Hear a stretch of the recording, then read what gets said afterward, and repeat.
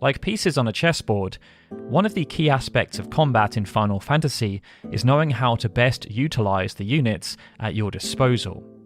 In some games, like Final Fantasy IV, VI and 9, roles were pre-assigned, but other entries took a different approach, allowing players to assign their own roles. Some of these, such as the Black Mage or the Dragoon, have become famed due to a combination of their in-game application and associated characters, but others have been more underwhelming, sometimes relegated to the dustbin of the franchise as a result. And it's those jobs specifically that we're going to be covering in this video. The ones that weren't quite as good as they could have been, to the point of being almost completely useless. As always, we'll only be featuring one job per entry in the franchise, so without further ado, let's get things started with everyone's favourite coward, as we talk about the Bard from Final Fantasy IV.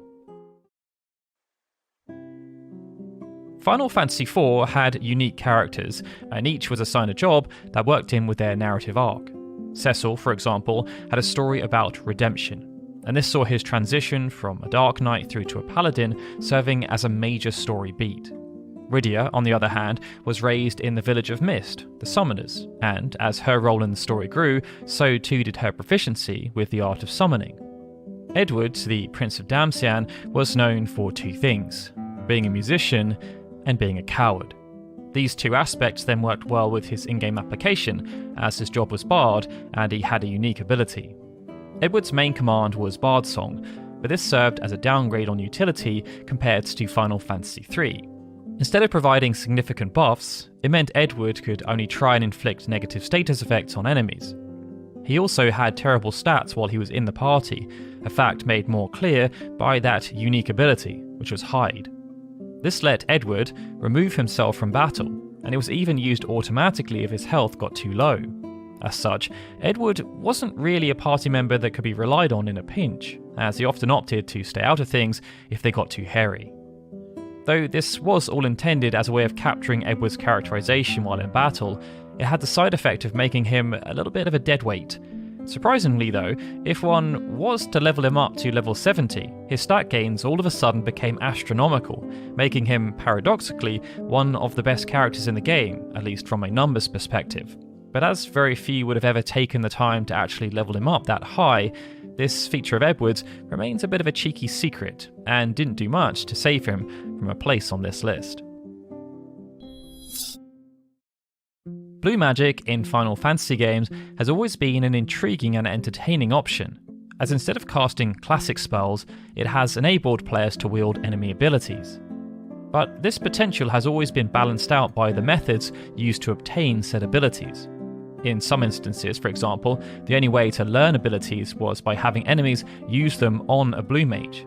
That then made the Beastmaster an intriguing prospect when it was introduced in Final Fantasy V, as you could control enemies instead and make them act as allies, or even turn them on your blue mages to learn missing abilities. Due to its niche application, the use of Beastmaster after Final Fantasy V was limited. But in the early 2000s, there was a resurgence through Final Fantasy XI and then Final Fantasy Tactics Advance. In the latter game, Beastmaster was exclusive to the Numu race, and it featured a variety of abilities capable of controlling monsters when in battle. But its use was quite limited, as players lost control of a monster when it was their turn again. It meant one of the main applications was actually forcing monsters to use their best abilities on any present blue mages. One other use was buffing character stats, as Numu jobs were largely focused on the magical art. Assigning one as a Beastmaster offered them improved physical stats over most of the other options. That being said, even the results here were underwhelming, especially when compared to the jobs available to other races. It meant Beastmasters in Tactics Advance were simply ill-suited for combat. In line with its tabletop roots, the original Final Fantasy let players pick each of their party members' roles at the beginning of the game, and they were able to choose from 6 different jobs. Each of them brought unique things to the table, and there were clear strengths and weaknesses. For example, the monk excelled at physical combat, whereas the white mage excelled at healing and buffing the party. But not all jobs were created equal, and therefore one of the 6 available roles was bound to be a little less useful than the others. For the first part of the game, the role that lagged behind was unequivocally the thief, as its stats left a lot to be desired when compared to the warrior or the monk. However, this all changed after completing the Citadel of Trials, as this was when all the jobs received an upgrade, changing them into something completely different. And the most disappointing upgrade saw red mages transformed into red wizards. Serving as a direct contrast to the thief, which, while starting off underwhelming, became amazing when upgraded to the ninja. The red mage was pretty powerful and useful in the early game, but became far less desirable in the late game. As a jack of all trades, but master of none, the red wizard had middling physical stats, and it was unable to access the same levels of powerful magic afforded to black and white wizards. Therefore, the red wizard, despite getting off to a strong start, ended up being rather disappointing by the end of the game, as either dedicated damage-dealing jobs or those with access to higher level magic proved far more useful at tackling the game's later challenges. Though the various remakes and remasters have attempted to even things out, this just served as evidence that in the original Famicom version, it was a job that fell short of its peers. Final Fantasy II looked to change what the original Final Fantasy had brought to the table by allowing players to craft their own jobs. It was a novel concept, but it didn't quite pan out as intended. As such, for Final Fantasy III, Square went back to the drawing board and revamped the job system from scratch. This new system allowed players to switch between set jobs when desired, albeit with a temporary penalty, and it featured way more options than the original game, allowing for more diversity with party setups. Effort was therefore placed on making sure each role felt unique, but sometimes that went a bit too far, despite good intentions, and the Scholar stands as the perfect example of this notion. It was intended to give players the upper hand on their enemies by revealing their weaknesses and remaining HP. While in theory this was useful against some bosses like Hein, most of the time it simply wasn't worth dedicating a whole character to. It was perhaps for this reason that later re-releases and remasters sought to address the issue, overhauling the Scholar to give them abilities such as item lore and alchemy. The jobs that specialise in one thing, and then do that one thing really well, can certainly make a case for their utilisation. Sometimes a job can be a little too good at its role, and as a result, see its utility diminished. A prime example of this is the Berserker in Final Fantasy V. Featuring high strength and stamina stat boosts, alongside the ability to equip all the most powerful weapons such as axes and hammers, the Berserker on paper seemed like an ideal choice for a dedicated physical unit. But that was until Auto Berserk was factored in. This passive ability granted the Berserk status from the start of a battle, and while it meant Berserkers did gain a considerable stat boost to their already impressive physical attributes, the downside was that this stated rendered them completely uncontrollable.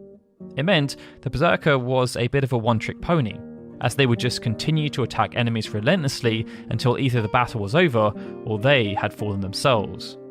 There was an upside though. Perhaps due to the limited utility, Berserker required a very low amount of AP to master, so it could then be used to boost the stats of other jobs. But beyond that, its usage is limited beyond challenge runs, or just general curiosity.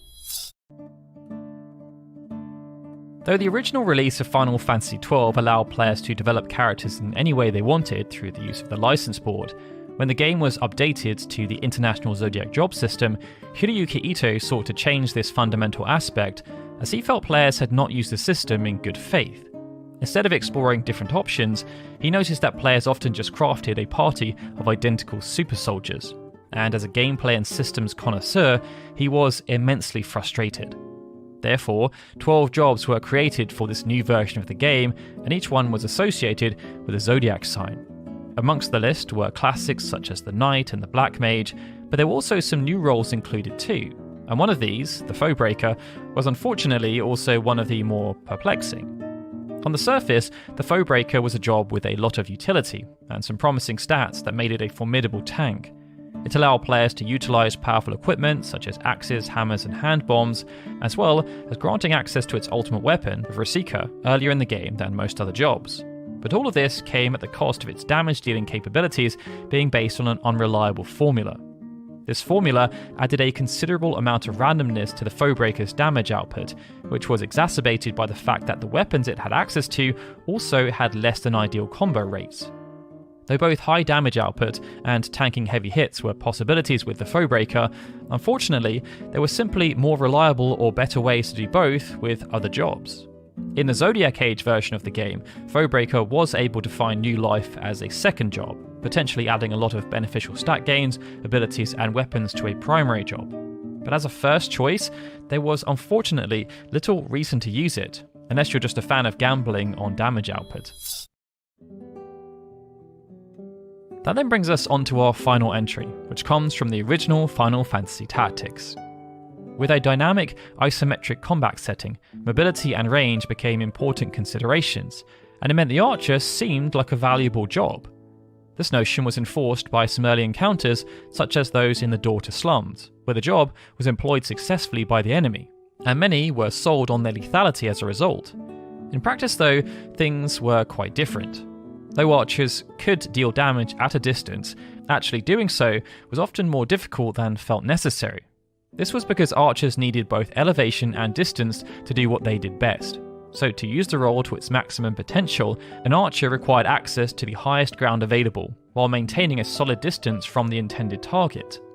The other quirk was that the archer's main damage ability, Aim, was too slow to be an effective tool, despite the damage it could deliver. Without using immobilizing statuses to keep the target in place, this meant Aim could miss its mark should the target simply move, rendering the damage boost it provided irrelevant. As such, offensively, archers and their offensive abilities didn't scale well into the late game, let alone the optional challenge area, Midlight Steep. To their credit, archers did have access to a handful of useful reaction and support abilities, but for the most part, it was a job that existed as a stepping stone to better jobs like Ninja, rather than being a long-term solution to ranged combat scenarios. But with that, they were 7 jobs that ended up being almost completely useless.